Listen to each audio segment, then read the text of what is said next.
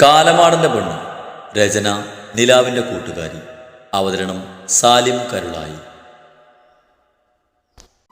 രാത്രി ഭക്ഷണം കഴിക്കാൻ വേണ്ടി ശിവയെ തപ്പി റൂമിലേക്ക് വന്നതാണ്. റൂമിലും ബാൽക്കണിയിലും ബാത്റൂമിലും ഒന്നും ശിവയെ കാണാൻ തിരിച്ചു പോകാൻ നേരത്താണ് ആ സീക്രട്ട് റൂം തുറന്നു കിടക്കുന്നത് അവളുടെ ശ്രദ്ധയിൽപ്പെട്ടു. ഒന്ന് ശങ്ക ചെന്ന ശേഷം ശ്രീ പതിയെ ആ റൂമിലേക്ക് കയറി. ചെറിയ ഇരുണ്ട വെളിച്ചത്തിൽ അവൾ ആ റൂം ചുറ്റും നോക്കി. ഒരു കുഞ്ഞു റൂമാണ്. ഭിത്തിയുടെ ഒരു ഭാഗം മുഴുവനും കർട്ടനിട്ട് മറച്ചിട്ടുണ്ട്. ഒരു ഭാഗത്തായി വലിയൊരു ക്യാൻവാസും കുറച്ച് പെയിൻറ്റിങ്ങും ഉണ്ട്. മറുഭാഗത്ത് കുഞ്ഞ് ഷെൽഫുണ്ട്. അതിൽ നിറയെ ഫയൽസ് വെച്ചിട്ടുണ്ട്.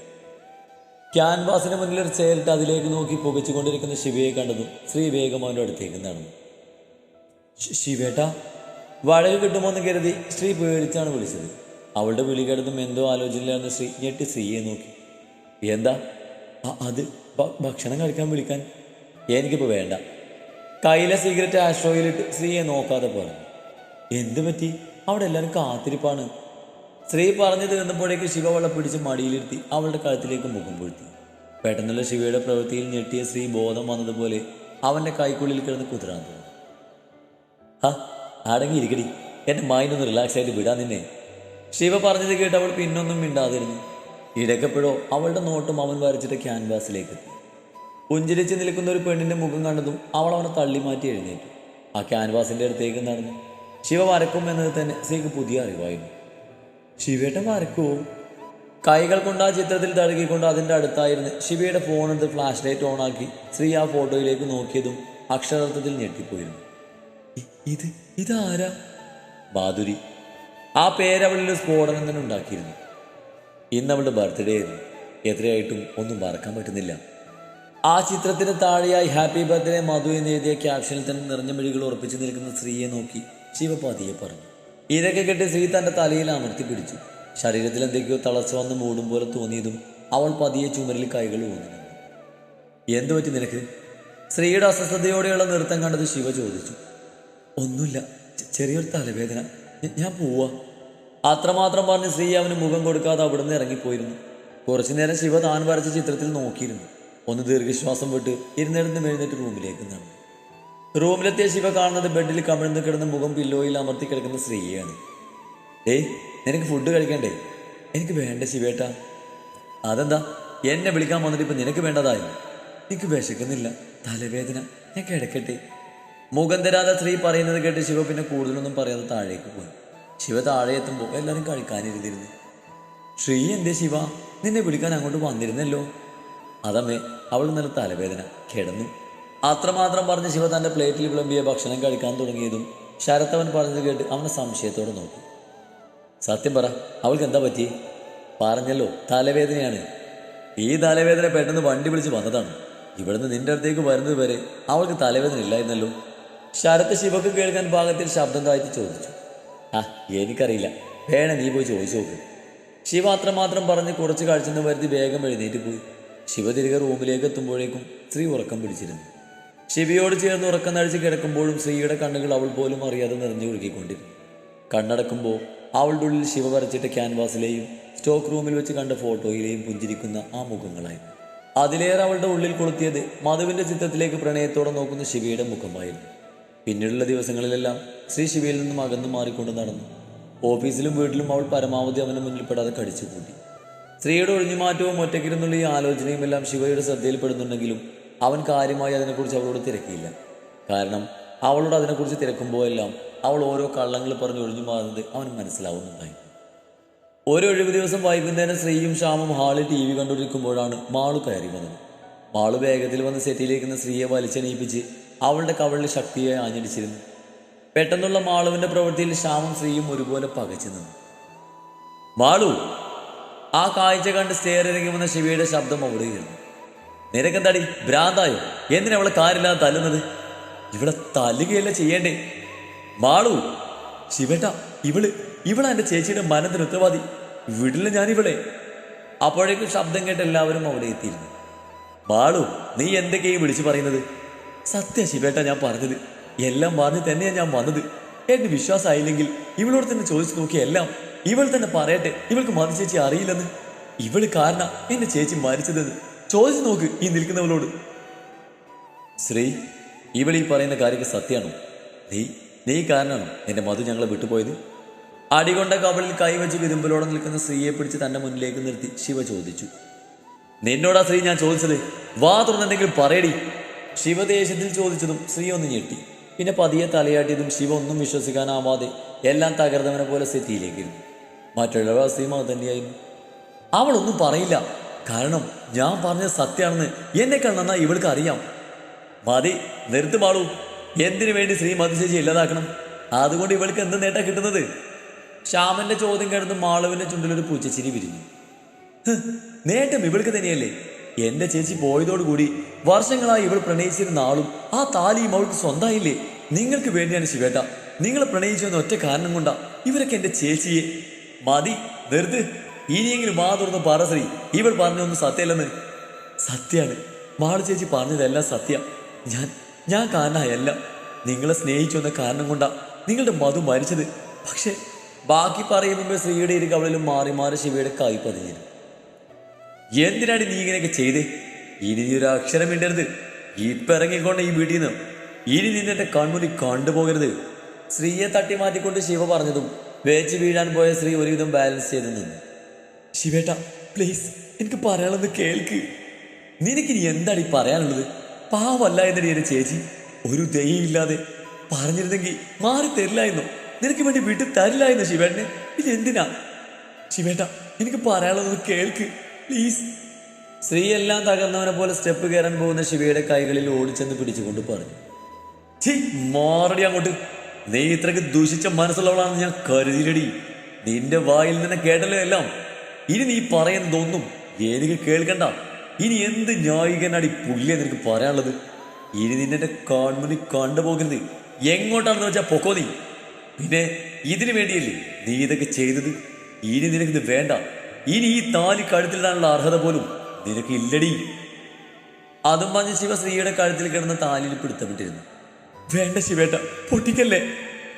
ആരെയും വന്ന് തടയാൻ ശ്രമിക്കും മുമ്പേ ആ താലി പൊട്ടി ശിവയുടെ കയ്യിലെത്തിയിരുന്നു. എല്ലാവരും നടന്നതിൻ്റെയും കേട്ടതിൻ്റെയും ഷോക്കിലായിരുന്നു. പ്ലീസ് ശിവേട്ട, എന്റെ താലി തന്നിട്ട് പോ. ഞാൻ കാല് പിടിക്കാം, എനിക്ക് താ. നിന്നോട് മാറാനല്ലടി പുല്ലെ പറഞ്ഞത്. അതും പറഞ്ഞ് ശിവയുടെ കാലിൽ പിടിക്കാൻ പോയ സ്ത്രീയെ ശിവ ദേഷ്യത്തിൽ മുടിക്കുത്തിൽ പിടിച്ച് എണീപ്പിച്ച് ഉന്തി മാറ്റിയതും വീഴാൻ പോയ സ്ത്രീയെ ഇതെല്ലാം കണ്ട് വാതിലിൻ്റെ അടുത്ത് തടഞ്ഞിരുന്ന ശിവാസന കൈകൾ അവളെ വീഴാതെ താങ്ങിയിരുന്നു. അച്ചോ, ഞാൻ ശ്രീ ബാക്കി പറയാതെ സങ്കടം സഹിക്കവയ്യാതെ അച്ഛനെ കെട്ടിപ്പിടിച്ച് ആ നെഞ്ചിൽ വീണ് പൊട്ടിക്കരഞ്ഞു. വേണ്ട, അച്ഛനെല്ലാം കണ്ടു. എനിക്കറിയാം എൻ്റെ മോളെ. ആര് വിശ്വസിച്ചില്ലെങ്കിലും എനിക്കെൻ്റെ കുഞ്ഞിനെ വിശ്വാസ. അംബികെ, ഞാൻ കൊണ്ടുപോവാ എൻ്റെ മോളെ. ദാസൻ പറഞ്ഞത് കേട്ട് ശ്രീ അടക്കം ഞെട്ടിയാളും നോക്കി. എടാ, നീ എന്തിനാ മോളെ കൊണ്ടുപോകുന്നേ? അവൻ അപ്പോഴത്തെ ദേഷ്യത്തിൽ അറിയാതെ. മതി രാമ, നീ ഇനി ഒന്നും പറയണ്ട. ദേഷ്യം വരുമ്പോൾ തല്ലി തീർക്കാനുള്ളതല്ല എൻ്റെ കുഞ്ഞ്.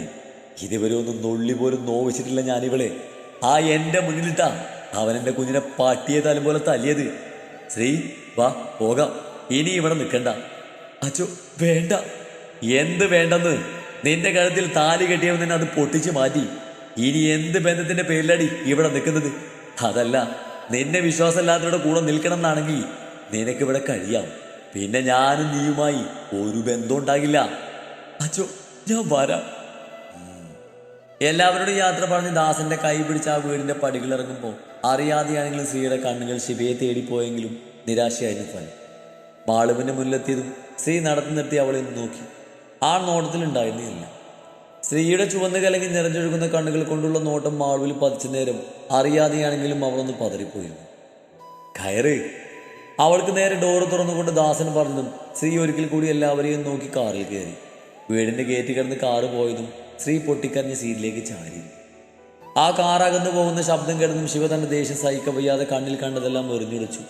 എന്നിട്ടും ദേഷ്യം അടങ്ങാതെ വന്നതും ബെഡിലേക്കിരുന്ന് മുടിയിൽ കുരുത്തി പിടിച്ച് വലിച്ചു. സത്യാണ്, മാളു ചേച്ചി പറഞ്ഞത് സത്യ. ഞാൻ കാണുന്ന എല്ലാം. അപ്പോഴും ശ്രീ പറഞ്ഞ വാക്കുകൾ അവന്റെ ചെവിയിൽ മുഴങ്ങിക്കേട്ടതും ശിവമുഷ്ടിയിലൊട്ടി മുന്നിലെ മിററിൽ ആഞ്ഞിടിച്ചു. ശ്രീയും ദാസനും പുത്തമ്പുരക്കിലെത്തുമ്പോൾ നേരെ സന്ധ്യയോടെ അടുത്തിരുന്നു. ഇറങ്ങുമോളെ, വീടെത്തി. സീറ്റിലേക്ക് ചാരിയിരുന്ന് മിഴികളടച്ചിരിക്കുന്ന സ്ത്രീയെ നോക്കി ദാസൻ നോവോടെ പറഞ്ഞു. അടഞ്ഞ മിഴികളിൽ നിന്നും ഒഴുകുന്ന കണ്ണുനീര് കണ്ടതും പിതൃഹൃദയം ഒന്ന് പിടഞ്ഞു. അയ്യേ, എന്റെ ശ്രീമോൾ ഇത്രക്കുള്ളൂ. നീ എന്ന് മുതലാ ഇങ്ങനെ ഇരുന്ന് കരയാൻ തുടങ്ങിയത്? സീറ്റ് ബെൽറ്റ് അയച്ചുകൊണ്ട് സ്ത്രീയുടെ മുഖം കണ്ടുള്ളിലെ നോവ് മറച്ചു വെച്ചുകൊണ്ട് കളിയായി പറഞ്ഞു. ഞാനത് ചെയ്തിട്ടില്ല അച്ചോ. ദാസൻ പറഞ്ഞത് കേട്ട് ശ്രീ സങ്കടത്തോടെ ആ നെഞ്ചിലേക്ക് വീണ് പൊട്ടിക്കരഞ്ഞുകൊണ്ട് പറഞ്ഞു. അത് അച്ചക്ക് അറിയാം മോളെ, നീ ഇങ്ങനെയൊക്കെ അറിയാതെ എല്ലാം വിട്ടുകളാം. ഇങ്ങനെയൊക്കെ അറിയുന്നതേ എൻ്റെ കുഞ്ഞിന് നല്ലതല്ലെന്ന് അറിയില്ലേ. ദാസൻ വാത്സല്യത്തോടെ അവളുടെ തലയിൽ തടകിക്കൊണ്ട് പറഞ്ഞു. നിനക്ക് പറ്റുന്നില്ല അച്ചോ, ഞാൻ ശിവേട്ടനൊന്ന് കേൾക്കാൻ കൂടി. ശ്രീ ബാക്കി പറയാൻ കഴിയാതെ വിധിഞ്ഞു. ഓട്ടെ, സാരല്ല, അവന് സത്യമൊക്കെ മനസ്സിലാകുന്ന ദിവസം വരും. അപ്പം എൻ്റെ മോള് അതിനും കൂടി ഉള്ളത് ചേർത്ത് അവന് പണി കൊടുത്തോ.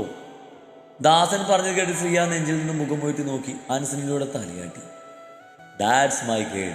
ദാ ഇനി ഈ മുഖമൊന്ന് തുടച്ചു വാ.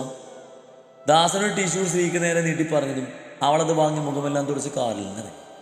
ആഹാ, നിങ്ങൾക്ക് ഇവിടെ എവിടുന്ന് കിട്ടി? ദാസന്റെ കൂടെ അകത്തേക്ക് കയറി വന്ന സ്ത്രീയെ കണ്ട് ശ്രീയുടെ അമ്മ ജാനകി ദാസനോട് ചോദിച്ചു. അത് ഞാൻ അമരാവതി വരെ പോയിരുന്നു, അപ്പൊ ഇവിടെ ഇങ്ങ് കൊണ്ടുപോന്നു. അയ്യോ, ഇതെന്താ മുഖമൊക്കെ വല്ലാതിരിക്കുന്നേ? നീ എന്തിനാ കരഞ്ഞേ? ഇതെന്താ നിന്റെ കവളില്? ആരെയായിട്ട് എൻ്റെ കുഞ്ഞിനെ അങ്ങനെ തല്ലിയേ? ഒന്നും മിണ്ടാ നിൽക്ക് ജാനി. മോള് പോയി കുറച്ച് നേരം കിടന്നു. ദാസൻ പറഞ്ഞത് കേട്ട് സ്ത്രീ അവിടെയുള്ള ആരെയും നോക്കാതെ മുകളിലേക്കുള്ള പടികൾ കയറി അവളുടെ റൂമിലേക്ക് പോയി. എൻ്റെ മോൾക്ക് എന്താ പറ്റിയേ? എന്തെങ്കിലും പ്രശ്നമുണ്ടോ? ജാനകിയുടെ ചോദ്യം കേട്ടതും എല്ലാവരും കാര്യം അറിയാനായി അവളുടെ മുഖത്തേക്ക് നോക്കി. പ്രശ്നമുണ്ട്. അത് പറഞ്ഞ് ദാസൻ അവിടെ നടന്നതെല്ലാം പറഞ്ഞതും ആർക്കും ഒന്നും മിണ്ടാൻ പറ്റാത്ത അവസ്ഥയായിരുന്നു. ആരും ഇപ്പം അതേക്കുറിച്ച് അവളോട് ചോദിക്കുകയോ പറയുകയോ വേണ്ട. അവൾ കുറച്ചു നേരം ഒറ്റയ്ക്ക് ഇരുന്നോട്ടെ. രാത്രി ശരത്ത് ജോലി കഴിഞ്ഞ് വീട്ടിലേക്ക് വരുമ്പോൾ വീടിന് ഉമ്മറത്ത് മാത്രം വെളിച്ചം കണ്ടൊന്ന് സംശയിച്ച് ഉള്ളിലേക്ക് കയറി.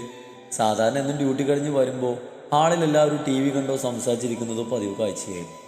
എന്നാൽ അവിടെയൊന്നും ആരെയും കാണാതെ വന്നതും അവനൊന്ന് നെറ്റിച്ച് വിളിച്ച് ഹാളിലെ ലൈറ്റിട്ട് റൂമിലേക്ക് പോയി. മാള് വന്ന് പ്രശ്നം ഉണ്ടാക്കുമ്പോൾ ശരത്ത് അവിടെ ഇല്ലായിരുന്നു.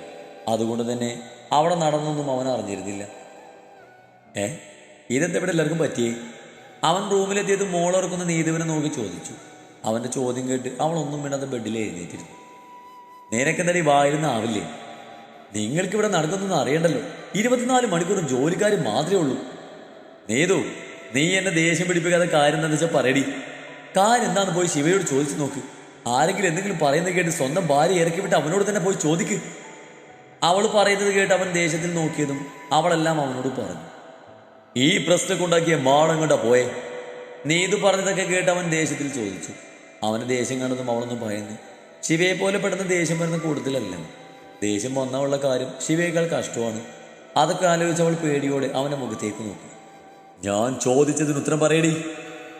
അത് അവൾ ശ്രീയങ്ങളും പോയതിന് പിന്നാലെ പോയി. അപ്പം ആ റൂമിൽ കയറി കഥ കഴിച്ചതാണ് ശിവ. ഇനിയും പുറത്തേക്ക് ഇറങ്ങിയിട്ടില്ല. ഞാനിപ്പോൾ വരാം. എങ്ങോട്ടാ? ഞാൻ ശിവയെന്ന് കണ്ടിട്ട് വരാം. അത് പറഞ്ഞ് ശരത്ത് ശിവയുടെ റൂമിൽ പോയി. ഡോറ് ലോക്കല്ലെന്ന് കണ്ടതും ഡോറ് തുറന്നുള്ളിലേക്ക് കയറിയതും റൂമിൻ്റെ കോലം കണ്ട് പല്ല് കടിച്ചു. ഇനി എന്തെങ്കിലും ബാക്കിയുണ്ടോടാ എറിഞ്ഞ് പൊട്ടിക്കാൻ? ഇതൊക്കെ എറിഞ്ഞുടിച്ചപ്പോ നിന്റെ ദേഷ്യവും വാശിയൊക്കെ പോയോ? ശരത്ത് ബാൽക്കണിയിൽ ചെയറിലിരുന്ന് മദ്യപിക്കുന്ന ശിവയെ നോക്കി ദേഷ്യത്തിൽ ചോദിച്ചു. ശരത്തിൻ്റെ ചോദ്യം കണ്ടതും ശിവ കയ്യിലെ കുപ്പി മാറ്റി കലങ്ങിയ കണ്ണുകളോട് അവനെ നോക്കി.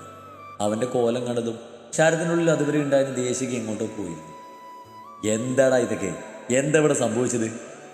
അവള് അശ്രീകാരനാടാ എൻ്റെ മധു. നീ അതൊക്കെ വിശ്വസിച്ചോ ശിവ? നീ ഇത്രേ അവളെ മനസ്സിലാക്കിയിട്ടുള്ളൂ.